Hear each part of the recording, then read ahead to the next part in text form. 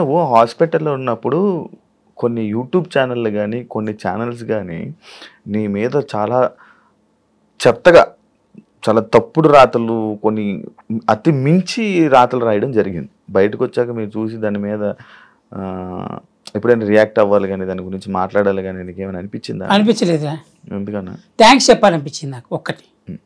కానీ చెప్పలేకపోయాను ఎవరికి. అందరు యూట్యూబ్ ఛానల్కి థ్యాంక్స్. ఎందుకన్నా థ్యాంక్స్? కనీసం రాశారు కదా. ఓకే. నేను కొన్ని ఛానల్స్ నేను బయటకు వచ్చిందో చూసా. చంటీకి హార్ట్ అటాక్, చంటీకి బైపాస్ సర్జరీ డైరెక్ట్గా వాడే వచ్చి చేసాడు, ఇట్లా తీసి వైర్లు వేసి వాడే చేసాడు. మనకి ఇక చంటీ లేడా ఇవన్నీ రాశారు బాగానే. ఎవరో బాగా తెలిసిన నీలాంటి ప్రముఖులు కొంతమంది పరిచయం ఉన్నవాళ్ళు కొంచెం డీటెయిల్డ్ మ్యాటర్ రాశారు. ఆబ్వియస్లీ వాడు ఎందుకు రాశాడు అంటే వాడి క్లిక్స్కి వాడికి కావాలి, లేదా వాడి ఛానల్ ఎందుకు చూస్తారు? రేటింగ్ కోసమే. ఆ క్లిక్ కొట్టడానికి కదా వాడు పెట్టుకుంది. నేను అలా అయినా వాడికి ఉపయోగపడ్డాడు కదా, నేను అలా అయినా వాడికి ఉపయోగపడ్డాక. Thank you for recognising me. నేను ఒక హాస్పిటల్లో పడ్డాను అనే విషయం జనాలకు చెప్పారు కదా, thank you so much. Chalaki Chanti life అయిపోయింది అని కొన్ని ప్రచారాలు చేశారు కొంతమంది. వాళ్ళకి ఇచ్చే మీరు స్టేట్మెంట్? చలాకీ చంటి లైఫ్ అయిపోయింది అనడం కంటే బాగా తెలిసినోడు ఏమంటాడంటే గ్యాప్ ఇచ్చావేంటి అంటాడు. మన వాళ్ళు కాదు, ఎందుకంటే ఇండస్ట్రీ గురించి బాగా తెలుసు. కానీ గ్యాప్ ఇచ్చానా గ్యాప్ ఇచ్చారా అనేది తెలియదు. రైట్? భగవంతుడు సాక్షిగా చెప్తున్నా, నేను తినే తిండి సాక్షిగా, నా ఒంటి మీద ఉండే వస్త్రం మీద ఒట్టేసి చెప్తున్నా.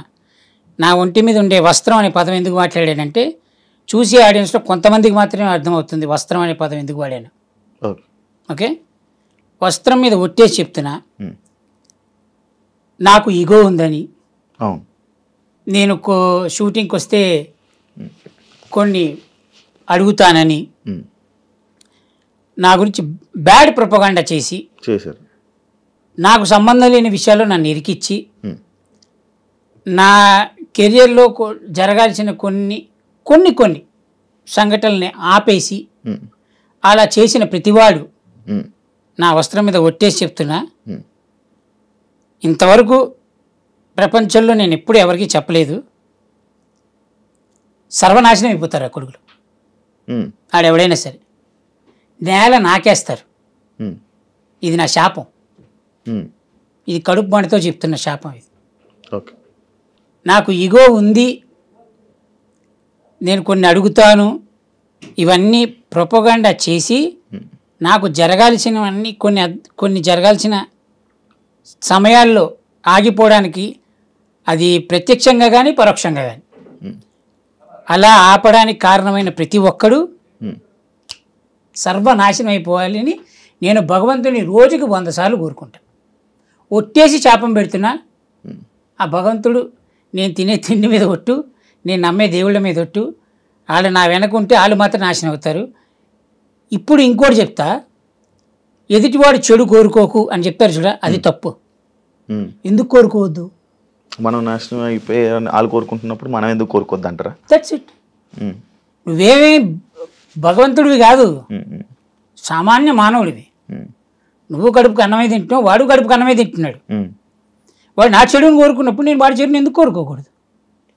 ఇప్పుడు రేపొద్దున ఇంటర్వ్యూ బయటకు వచ్చిన తర్వాత నువ్వు ఎలా అలాంటి వాళ్ళ గురించి మాట్లాడుతున్నావు అంటే వాడెవడో నీకు తెలుసు, ఎవడైతే కమెంట్ పెడుతున్నాడో. రైట్? నా చెడుని ఎవరు కోరుకున్నాడో నీకు తెలుసు. అలాంటి వాడితో సహా వాడు కూడా నాశనం అయిపోవాలి, సర్వనాశనం అయిపోవాలి. ఎందుకంటే నేను బాగాలేనప్పుడు నువ్వెందుకు బాగుండాలి? Simple policy.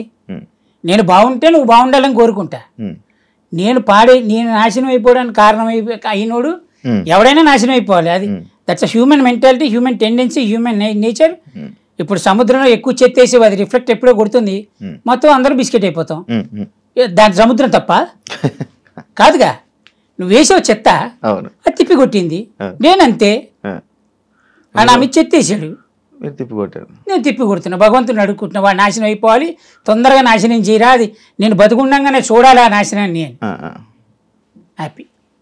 చలాకీ చంటి వెండి తెరకి బుల్లి తెరకి గ్యాప్ ఇచ్చారా వచ్చిందా, లైక్ ఎందుకు ఇవ్వాల్సి వచ్చింది ఇప్పుడు ప్రెసెంట్? అదే చెప్తున్నా మళ్ళీ సేమ్ అదే topic. Same topic. Okay okay. మనం ఏదన్నా ఓ సినిమా ఆఫీస్కి వెళ్తే, అవును, అది ఇప్పుడు యాక్చువల్లీ నేను అదే అడగబోతున్నాను. ఏదైనా మనం సినిమా ఇండస్ట్రీలో ఉండాలి అని అంటే చాలా ఒక క్వశ్చన్ అది. సినిమా ఇండస్ట్రీలో ఉండాలంటే లేకపోతే కొంచెం సక్సెస్ అవ్వాలంటే సినిమా ఆఫీసులకి వెళ్ళి నాకు సినిమా అవకాశం ఇవ్వండి అని అడగడం కానీ లేకపోతే వాళ్ళతో మంచిగా ఉండడం కానీ జరిగితేనే వాళ్ళు ఇండస్ట్రీ కొంచెం సక్సెస్ అవుతుంది అంటారు. కానీ చలాకీ జంటీకి ఏదో ఈగో అడ్డు పెట్టి కానీ లేకపోతే అడగడు ఏం చేయడు అనేది ఒక టాక్ ఉంది. అక్కడ ఏంటది? ఈగో అడ్డు టాక్ రైట్. అంటే నీకెవడో చెప్పాడు. అవును. ఇప్పుడు నీకుగా నువ్వు నాతో తిరిగితే నీకు తెలుస్తుంది. అవును. ఇప్పుడు ఎవడో చెప్పిన మాటలు నువ్వు నమ్మి నువ్వు నన్ను అడగకుండా లేదా నువ్వు నా గురించి తెలుసుకోకుండా నువ్వు ఎలా తీసుకున్నావు డెసిషన్? సింపుల్ ఫ్యాక్ట్, సింపుల్ చెప్తా. ఇప్పుడు నేను ఒక సినిమా ఆఫీస్కి వెళ్ళా, అక్కడ డైరెక్టర్ పరిచయం, డైరెక్టర్ని అడిగా, ఆయన 4 రోజులు డేట్లు ఇచ్చారు మనకి. కో డైరెక్టర్ని పిలిచారు, డేట్లు ఇవ్వండి అన్నాడు. కో డైరెక్టర్ అన్నాడు నెంబర్ రాసుకున్నాను భయ్యా, మీకు తొందరగా ఫోన్ వస్తుంది. ఇప్పుడు ఈ సినిమా పలానా సినిమా ఆఫీస్ నుంచి నాకు డేట్లు వస్తుందనే ఆశతోటి మనం బతుకుతుంటాం, రైట్? అది రాదు. అది ఎందుకు రాదు అంటే దాని వెనక 100 కారణాలు ఉండొచ్చు. ఎలా అంటే ఆ కో డైరెక్టర్కి నేను పడకపోవచ్చు, లేదా ఇప్పుడు నేనేమంటానంటే నాకు ఈగో అనే టైప్ ఆలోచిస్తే ఆబ్వియస్లీ ఒక ఆర్టిస్ట్ అనేవాడు తలుపు తీయంగానే ఇట్లా ఒంగోని రాలేడు కదా. ఇప్పుడు ఆ ఒంగోని రాకపోవడం కో డైరెక్టర్ నచ్చకపోవచ్చు.